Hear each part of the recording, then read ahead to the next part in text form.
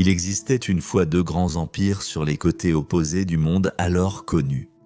À l'ouest, il y avait l'Empire romain et à l'est, il y avait l'Empire chinois. Ces deux grandes civilisations se connaissaient et commerçaient indirectement entre elles le long de la route de la soie. Mais que savaient-ils vraiment l'un de l'autre ? Et y a-t-il jamais eu un contact direct entre les Romains et les Chinois ? Y a-t-il jamais eu des ambassades romaines auprès de l'empereur chinois ? Ou vice-versa ?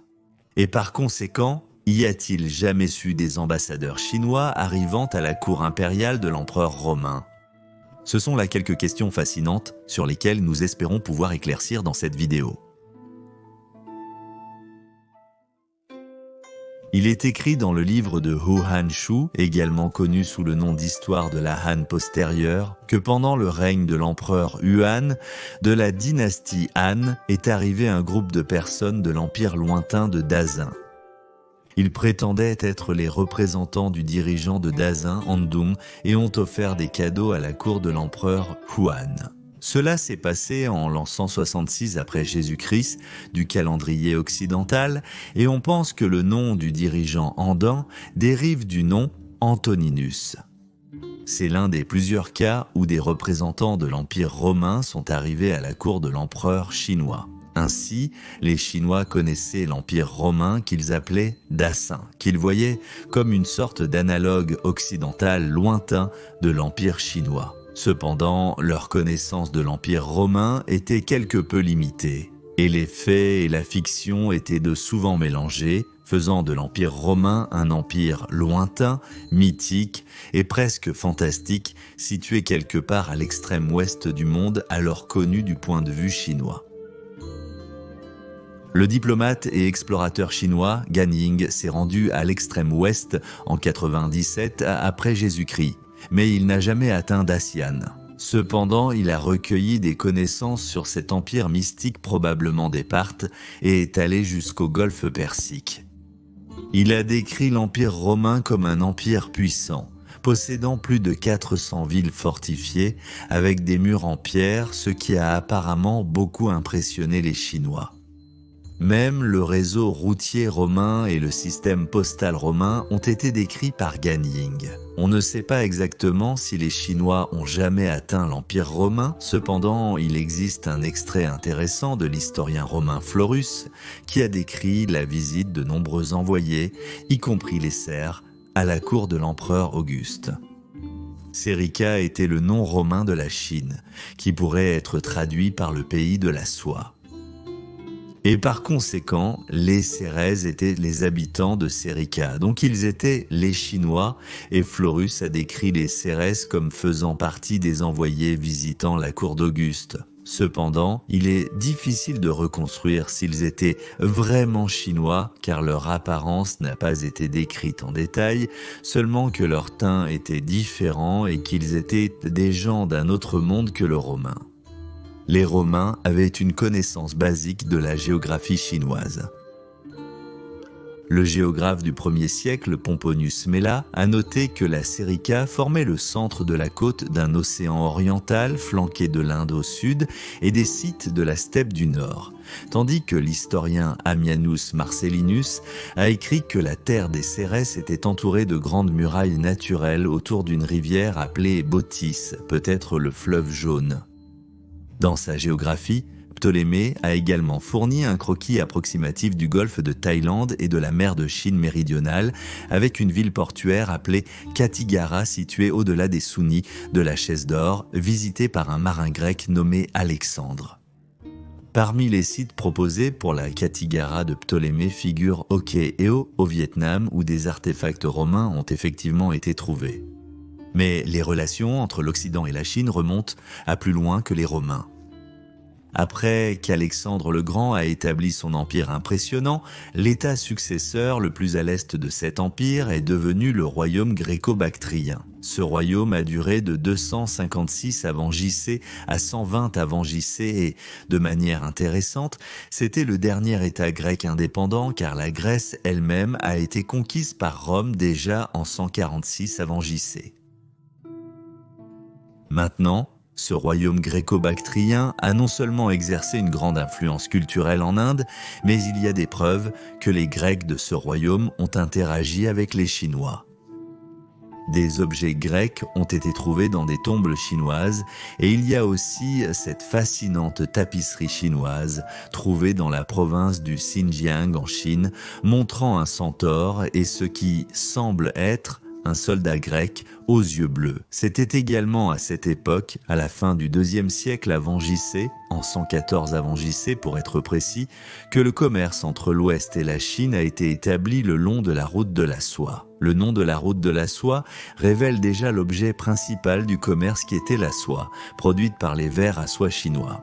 La soie chinoise était un article de luxe très recherché à Rome, en Égypte et en Grèce à cette époque.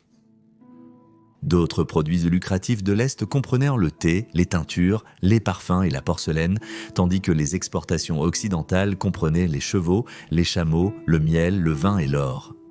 Il est donc logique que le commerce entre l'Occident et la Chine le long de la route de la soie se poursuive après l'établissement de l'Empire romain en 27 avant JC. En raison de ce commerce continu le long de la route de la soie, les Romains, bien sûr, connaissaient la Chine.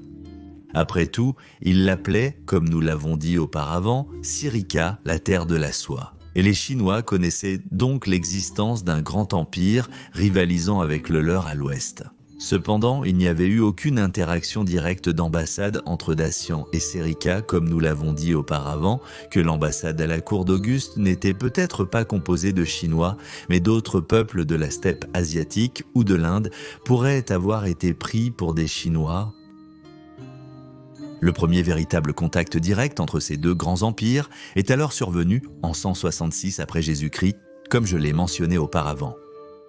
Cette ambassade est probablement venue du sud par la mer. Ils ont apporté des présents tels que des cornes de rhinocéros, de l'ivoire et des carapaces de tortues qu'ils avaient acquis en Asie du Sud, car on supposait qu'ils avaient probablement perdu leurs cadeaux originaux à cause d'un vol ou d'un naufrage, et ont utilisé ces cadeaux à la place. La plupart des historiens pensent cependant qu'il s'agissait d'un groupe de marchands romains qui sont arrivés en Chine plutôt que de diplomates officiels envoyés par Antoninus Pius ou Marcus Aurelius.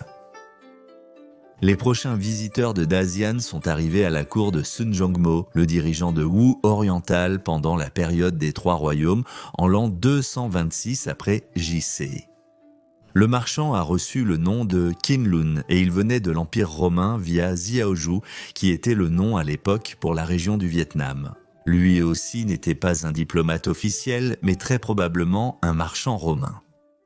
En effet, les découvertes archéologiques montrent que les marchands romains devaient être assez actifs dans la région de l'actuel Cambodge et du Vietnam, puisque des produits méditerranéens de cette époque ont été trouvés partout en Asie du Sud-Est.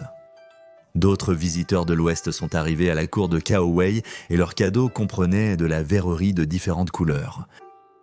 Quelques années plus tard, un artisan d'As a été mentionné comme montrant aux Chinois comment fabriquer du verre à l'aide du feu, donc essentiellement comment souffler du verre. Une autre ambassade romaine est mentionnée comme étant arrivée à l'Empire chinois de Jin en l'an 284 pendant le règne de l'empereur Wu de Jin. Cette ambassade a probablement été envoyée par l'empereur romain Carus.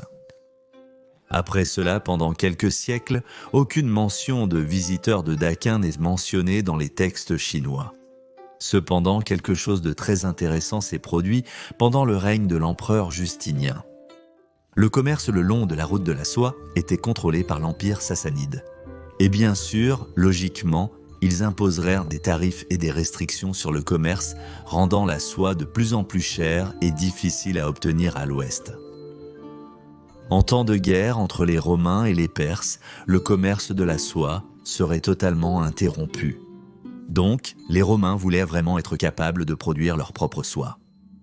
C'était donc une grande chance qu'en 551, après Jésus-Christ, deux moines non identifiés, probablement membres de l'église nestorienne, se rendirent en Chine. Et là, ils réussirent à observer comment la soie était pacifique, était produite à partir de vers à soie. Ils sont allés à l'ouest avec cette connaissance et l'ont dit à l'empereur à Constantinople. L'empereur leur a promis de grands cadeaux s'ils parvenaient à apporter des vers à soie à l'ouest.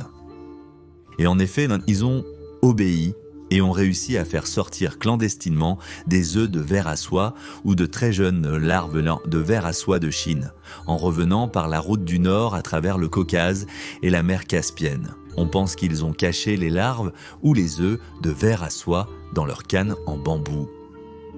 Et ainsi, peu de temps après, dans les années 550 plus tard, des usines de soie ont vu le jour à Constantinople, Berytus, Antioche, Tyr et Thèbes. Cela a permis à l'Empire romain d'Orient d'avoir un monopole de la soie en Europe qui serait une grande source de revenus et l'épine dorsale de l'économie romaine orientale pour les 650 prochaines années jusqu'en 1204. Mais même après, la contrebande de vers à soie vers l'ouest, le contact entre les Romains de l'Est qui ont maintenant continué l'héritage des Romains maintenant que l'Empire occidental n'était plus, a continué. Cependant, de manière intéressante, le nom de l'Empire romain dans les textes chinois avait changé au 7e siècle. Dans les textes chinois par la suite, cet empire n'était plus appelé Dachin mais Fulin. C'était juste un nom différent pour désigner l'Empire romain oriental de l'époque qui parlait grec. Plusieurs ambassades sont arrivées de Fulin en Chine en 643 après Jésus-Christ. Une ambassade est arrivée à la cour de l'empereur Taizong de Tang, prétendant représenter leur empereur, Constance II. Ils ont apporté des cadeaux de verre rouge et de pierres précieuses vertes. D'autres ambassades sont mentionnées en 667, 701 ou 711, une autre en 707, en 19 et une autre en 742. Puis, l'ambassade est mentionnée dans l'histoire de Song, qui est arrivée à Sirica en 1081 après Jésus-Christ, ayant été par un certain Mieli Shalan-Kaisa, qui peut être identifié comme Michael Seven par Apinakès César. Puis une autre ambassade en 1091 après Jésus-Christ, pendant le règne d'Alexios I ou Komnenos. Puis, plus tard, dans la dynastie Huenne, un Romain de l'Est appelé Aïssi, un nom probablement dérivé de Joshua ou Joseph, est même devenu l'astronome en chef et le médecin de la cour de Kublai Khan. On sait que Kublai Khan a envoyé des moines nestoriens à la cour romaine orientale d'Andronikos de Palaiologos, dont les demi-sœurs étaient mariées aux arrière-petites-fils de Gengis Khan, faisant ainsi de cet empereur romain oriental un beau-frère du dirigeant mongol à Pékin. La dernière interaction connue entre Fulin et Sérica a eu lieu à la fin des années 1300, lorsque l'empereur Hongwu a renvoyé un marchand de Fulian vers l'ouest, avec une lettre annonçant la fondation de la dynastie Ming. Mais puisque Constantinople est tombée un demi-siècle plus tard, c'est alors la dernière interaction enregistrée entre les Romains de l'Est et la Chine. Et ainsi se terminèrent 1400 ans d'interaction entre ces deux grands empires, daciens et plus tard Fulian à l'ouest et Sirica, le pays de la soie, à l'est.